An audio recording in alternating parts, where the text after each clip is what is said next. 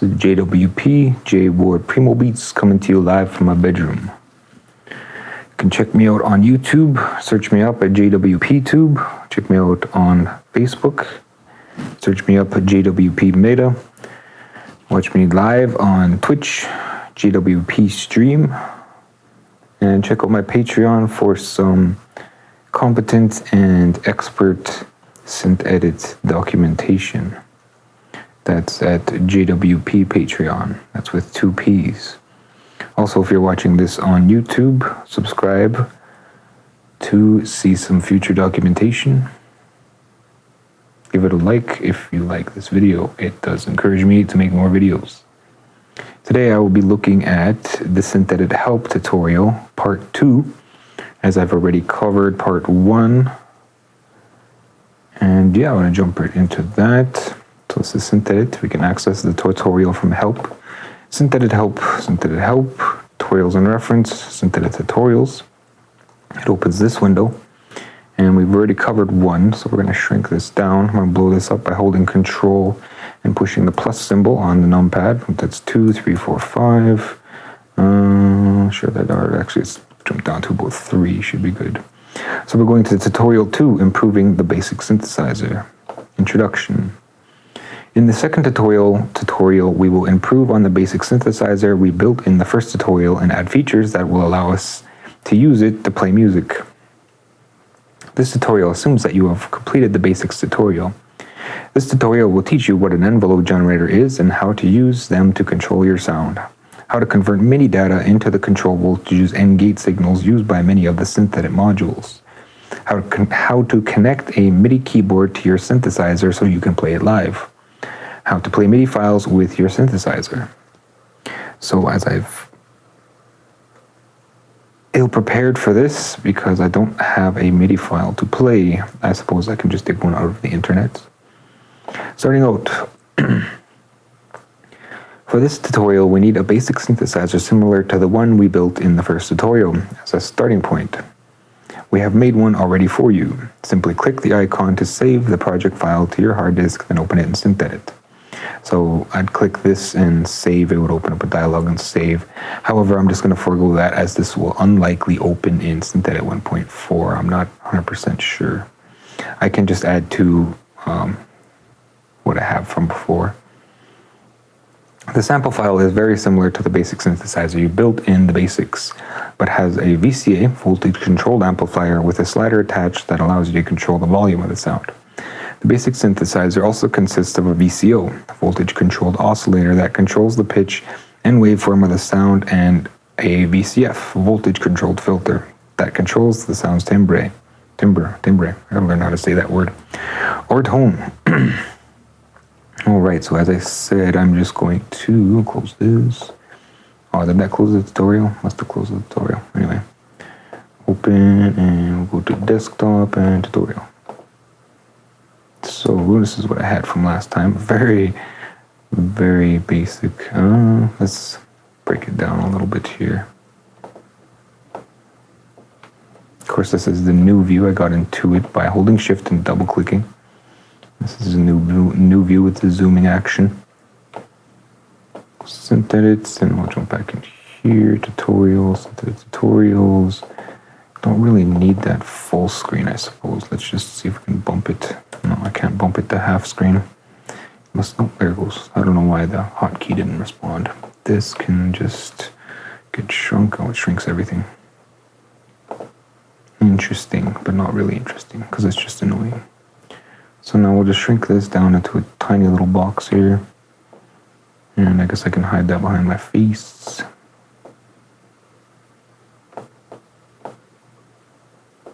Like so. Okay. You'll probably still see it a bit. That's fine. Alright, let's get this back open, I guess. And see if we can snap it over here. I'm assuming, was it 3 times? Do 3? Maybe just 2 now because I only have half my screen. Alright, starting out, we have a slider, an oscillator, a list entry into the oscillator. So we got a slider already. Maybe I can move that like that. There we go. We got a slider already. Zoom out a bit. We want list entry from controls, list entry.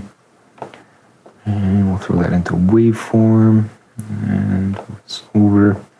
Where's this going? Pitch. Let's shuffle over a bit. So now we have an SV filter, or state variable. State variable filter, we're going to use the new one, the SV filter 2. And it's going for coming from audio out. And then we have another slider going to pitch. So I'm just going to quickly copy that. It's Control C. I clicked it and pushed Control C. And then Control V. And signal out into pitch, I believe. Yes. And then we want a VCA that is under modifiers. And VCA. And that comes from this output into signal. Making sure it's in signal, yes. And then from there it goes output to sound out and sound out. And I want another slider. So I'm going to click this, hit Control C and Control V, and of course the drop there. It's actually better to right click and paste than it is to hit Control V, because sometimes they can end up in the top corner here, which is annoying because then you got to go fish them out. Signal out to volume now. It looks like we now match this algorithm here. And we also don't have enough space to read things. Okay. Adding an envelope generator. So far we have experimented by changing parameters by hand. This is fun, but there is another way, the envelope generator. The envelope generator is a common way to modulate a sound's parameters. Many natural sounds start off loud, then gradually fade to silence. The envelope generator can be used to simulate this. Delete the volume slider and replace it with an ADSR, envelope generator module, under Insert Waveform ADSR. So what am I removing? It looks like this slider here. And then we scroll down and we go to Waveform way on the bottom. And of course we're going to scroll down some more. And we'll grab this ADSR2. As this is our current ADSR. It's a little bit more responsive. I believe it has a faster attack than the ADSR one. Oh, it's a picture there. It's still ADSR2 there. Second. Alrighty. So this goes into the volume. Connect the signal out plug of the ADSR module to the volume plug of the VCA module, which I just did. Open the ADSR's properties page by right-clicking the module and selecting properties. In version 1.4, we don't actually have a property selection. The properties are right here on the side here. This is the properties panel. Leave the attack, change the decay to 8, and change the sustain property to 0. So what does it say? Decay to 8. And sustain to 0. And I gotta make sure to push enter, otherwise it probably won't punch it in. Close the properties window. Your synth's VCA section should now look like the image on the left. Alright, I can't close that. I can shrink it down, but there's no real point. And they look pretty much similar. However, this is supposed to be low pass. Yeah, it already is. Okay. Listening to the envelope. Click on the play button a few times. You should hear a sound that starts loud and quickly fades in volume. This is because the ADSR envelope generator produces a variable output over time, like the image on the left. You can see voltage versus time, and an attack slopes up, decay down, sustain levels out, release ends. Applying this output to the VCA's volume plug has the same effect as moving a slider. The attack is like moving the slider rapidly from 0 to the maximum. The decay segment slides the level back down until it meets the sustain level. The sustain parameter sets the level that the slider would sit at its halfway point. The release segment moves our imaginary slider gradually back to 0. All of this happens when you press the play button, resulting in a sound that starts loud and fades away, like a pluck string or drum sound. Not sure if my mic can pick that up. We'll turn that up a bit more. Yes, I forgot that it doesn't matter if my mic picks it up or not because it is giving a direct feed. Adding controls to the envelope generator. On a real synthesizer, the envelope generator usually has a control for each part of the envelope, so you can easily adjust the shape of the envelope. Add 4 sliders and connect them to the attack, decay, sustain, and release plugs of the ADSR envelope generator module. Arrange them as shown in the image to the left. You may want to turn the snap to grid to make sure they are lined up. Use the sliders property screens to change the sliders titles as shown. And I can't see through my thing here. You probably can't see through the face cam either. There's my OBS poking out. I'm gonna go desktop, and then I'm gonna open up that, and we'll want this on that side, and we'll put this on this side so we can read everything here. Envelope generator change values over time and can be used to do things like add vibrato or take a note after it has been sounded for a while, or slowly detune an oscillator or change the volume of a sound, like this one. Try changing the attack of the envelope using the sliders. Hit the play button to reset the envelope each time you make a change. You will also notice that the release slider doesn't seem to do anything yet, but don't worry about it for now. We will come back to it later. Okay, so now it wants me to drop a bunch of sliders on, and I lost a couple of my windows here. That open, and I want that. Okay, my multi-view actually should not be see-through. I can't get to it. There we go. Okay, so I'm gonna move this over here, and then I'm gonna grab some more sliders. I'm gonna grab fresh ones, just for the smell of it. I don't want to be wiggling around here. Okay, so it's 1, 2. Actually, let's do some connecting now. 2.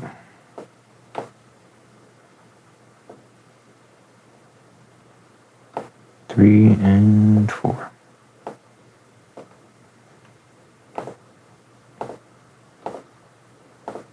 All right. So this is attack. We're gonna change the name up here. You can also see the name has automatically named the parameter, which is not visible. However, it is visible as a MIDI control. Sustain. And release.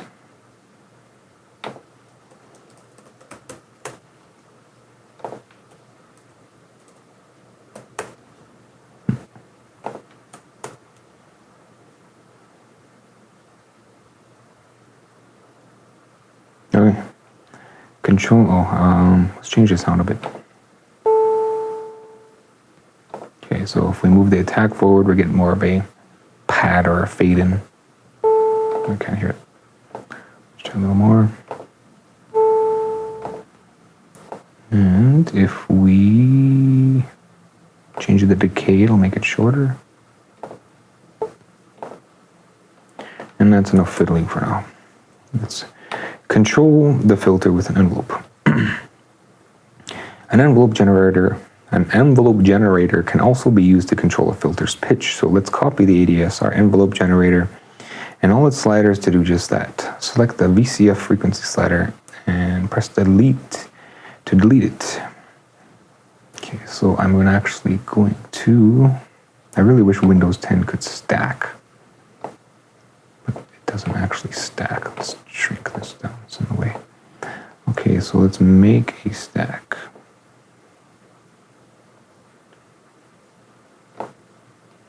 I know Windows 11 has improved on this. I'm not sure how well this is going to work out.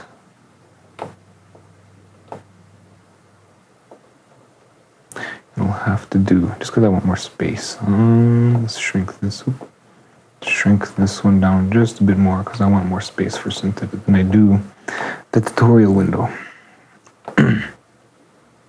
Okay, so now it wanted me to take all these, something like this. I'm just going to copy that. I'm going to stretch things out here a bit. And we're going to get into the SV filter.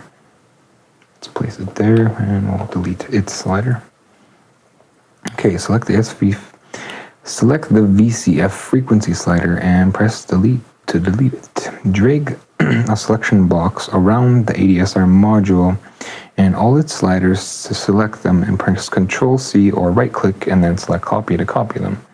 Press Ctrl-V or right-click and select paste to paste a copy of the ADSR and its sliders into the structure of your new VCF.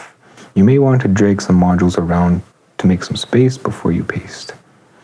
Okay, so I did just that, so I'll just do it again and right-click copy, or as it states, select them all with the bounding box and pull Control and C, and then select right-click paste. So now I have 2.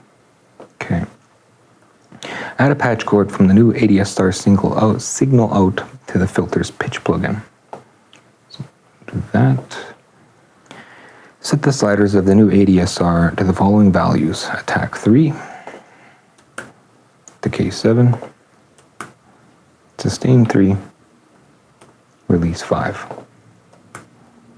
Press the play button a few times and you should hear the filter changing. Try changing both envelopes to see what effects you can achieve. So yeah, we're getting a bit of that meow synth happening. So we can make the attack happen sooner. I can make it happen later.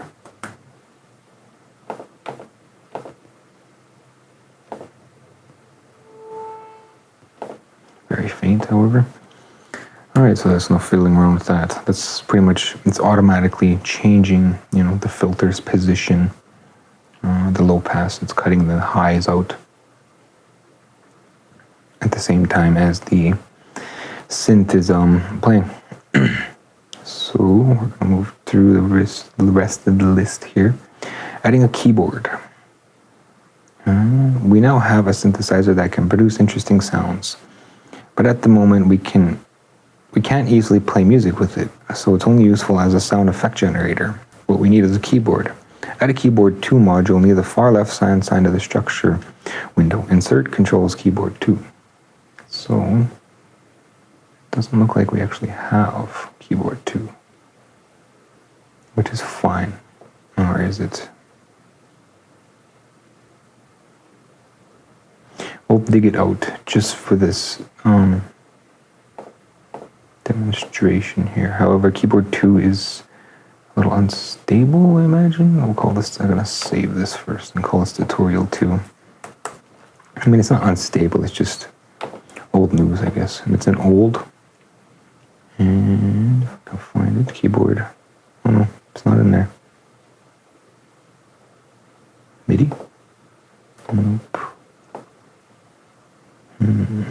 Is it under controls? I didn't see it. Keyboard. Okay, it's CV. It's called CV. So it isn't depreciated, it's just called MIDI CV now. Now, keyboard provides a simple way to control several parameters of a sound. When you press a key, the pitch output sends a signal relating to which key you pressed. The trigger signal pulses to indicate that a key has been pressed, and the gate signal remains raised as long as you hold down a key. The velocity output relates to how fast you hit the key. The other plugs are less crucial. They provide finer control over the playing style. So we can actually see the keyboard. Let's open it up a bit, bring this down, move this over, a couple more keys.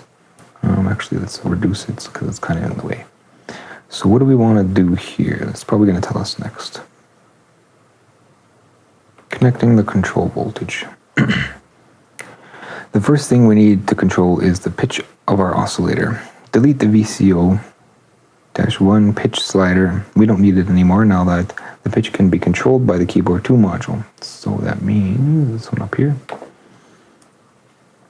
Connect the patch cord from the pitch plug of the keyboard 2 module to the pitch plug of the oscillator module. So like so. The keyboard module will send a high value when you play the rightmost keys and a low value on the leftmost keys. The value ranges between 0 and 10. 5 is middle A, or 440 hertz. So if we activate and turn on, we get a cool sound that which probably shouldn't happen. But if we poke at the keyboard, it does nothing. Okay, so we're going to turn this off. And the reason it does nothing is because connecting the gate signals. The last thing we need to do is connect the gate signal from the keyboard 2 module. Add a new patch cord between the gate plug of the keyboard 2 module and the gate plug of the one of the ADSR2 modules.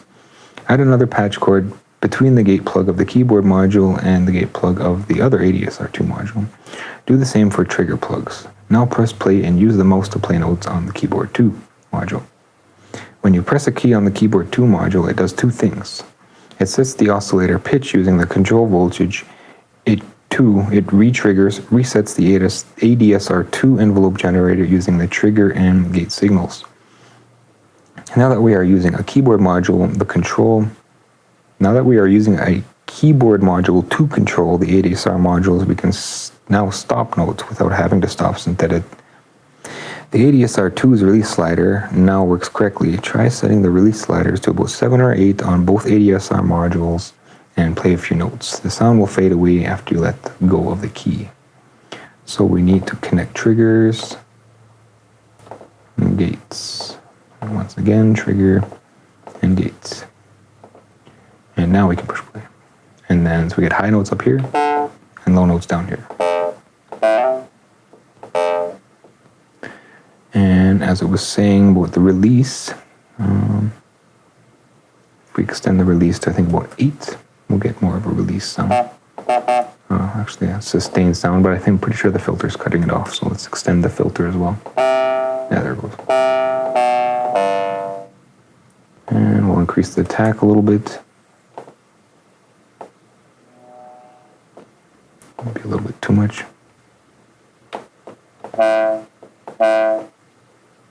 And yeah. Let's change those back. Connecting an external MIDI keyboard. Most modern synths provide the ability to save and recall your synth settings. With SynthEdit, you have 128 slots or patches for storing different sounds you create. SynthEdit also provides for a full MIDI automation of all controls. This allows you to assign a knob or slider on your controller keyboard to any of SynthEdit's controls. So in this case, VST3, this was VST2 only contained 128 patches. However, VST3 can contain virtually unlimited patches. However, they are stored outside. I mean, the original 128 for VST were also stored outside, but they came in a bank. So now VST, I do believe, doesn't have banks anymore. Everything is individual files, presets, slots. These functions are provided, as far as a MIDI keyboard, I'm not sure what I'm going to do there in the MIDI automator. We'll see. The functions are provided via the patch automator. This is still needed. Insert a patch automator. Insert MIDI patch automator. So we'll do that. MIDI and patch automator. And it's just one little bang. It looks different from the picture here. This is how it used to look. This is how it looks now. I do believe we can see it. No. GUI doesn't show. The blue arrows switch between the available patches. You can give each patch its own name by typing over the patch 1 text. The file button is for saving and loading patches to disk. The copy button is for copying patches to other slots. So again, with VST3, I mean, you could still make VST2s with the 32-bit version of SynthEdit, which will be depreciated at 1.5. But for now, if I right-click and I hold Shift and go to Panel Edit, we can go into the old view here. This is what SynthEdit used to look like. However, it doesn't seem like I have the patch automator. So now everything is used through the preset browser here, and we link in a bunch of lists to get our browser. So the blue buttons and stuff don't exist anymore. How they look here, it's referring to these blue buttons here. I'll close my chat for a second. So yeah, you can see these blue buttons, and they used to switch back and forth. I'm not sure why it's not showing up anymore. Maybe on the outside. Like this. Oh, there's, yeah, panel edit. Maybe panel edit here. No, I'm not not sure why they don't show up. But anyway, there's the older version here. You can edit things. Ooh. No, I don't know what's going on. Yes, so as far as creating a patch automator or a patch browser, I will not be looking at that in this tutorial. It's too bad that maybe it has to be the old patch automator. Let's see if there's anything under old here. No, because there wasn't, right? There's nothing, it's just unison fix.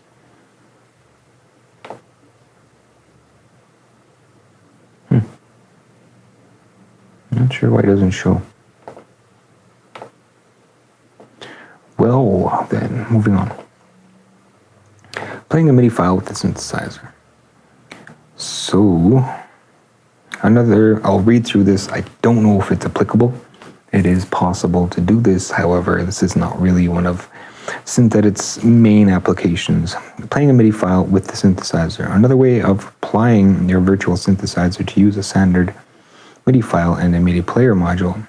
Insert the MIDI player 2 module near the patch automator module. Insert MIDI player 2. Connect the MIDI out of the MIDI player module to the MIDI in plug of the patch automator module. Select the MIDI file to play by opening the MIDI player's property dialog and selecting a MIDI file to play, or simply accept the default choice of Popcorn Mid in the SynthEdit MIDI folder. Okay, so there is a default. Press play and SynthEdit will start to play the tune with your synthesizer. Connecting an external MIDI keyboard. Okay, so let's try out this MIDI player. MIDI player 2. And we're just going to plug it in here. No, there it goes. But, so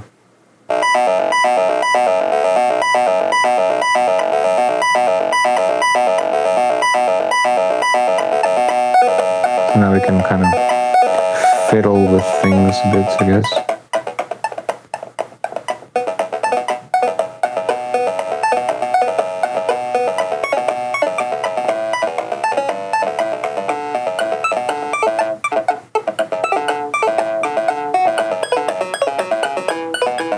Okay, I was getting carried away there.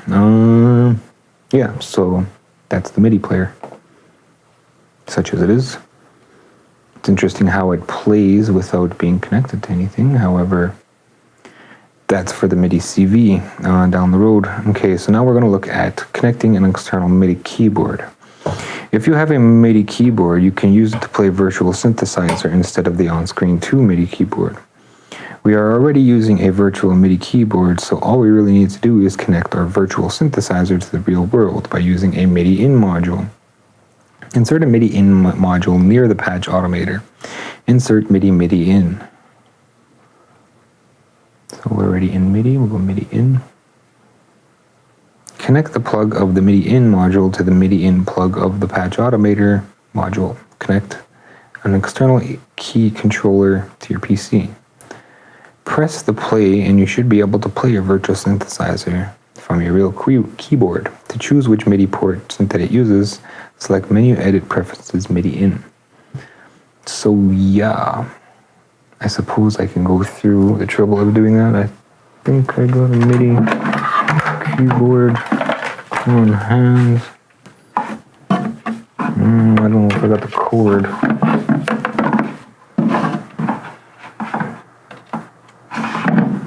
Unfortunately, I don't have the cord available. It's a USB micro, so these are kind of going a little bit extinct. Oh, actually, there it is. Is it a micro or is it a B?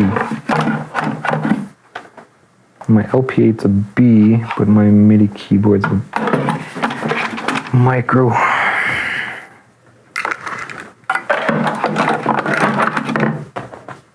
And currently, my phone uses a MIDI or USB-C, so I don't have one on hand. However, in place of that, I suppose I can just use this. It's another type of keyboard, however, it does demonstrate MIDI in. So if we go to controls, here's the other keyboard here. Keyboard MIDI. And we just connect it up, and apparently it should just run. You can delete MIDI in. Oh, excuse me. This is generally what I use for a lot of debugging. Just give it a couple pokes. However, yeah, using an external keyboard isn't too hard, I imagine. Summary. Congratulations. We now have a fairly useful synthesizer that we can use to play music with, either the keyboard module or an external MIDI keyboard. You can also use it to play MIDI files. It's probably a good idea to save your work at this time before moving on to the next tutorial, where you will learn how to make a control panel for your creations. Interesting. So next time it sounds like it will be some GUI, which currently is a disaster. So yes, that will be the end of this video. It's a short one. However, I will be back for 3. So again, if you're on YouTube, hit it up with a like, throw in a subscribe, and we'll be sure to check out some more documentation down the road. Thank you for your time. Until next time.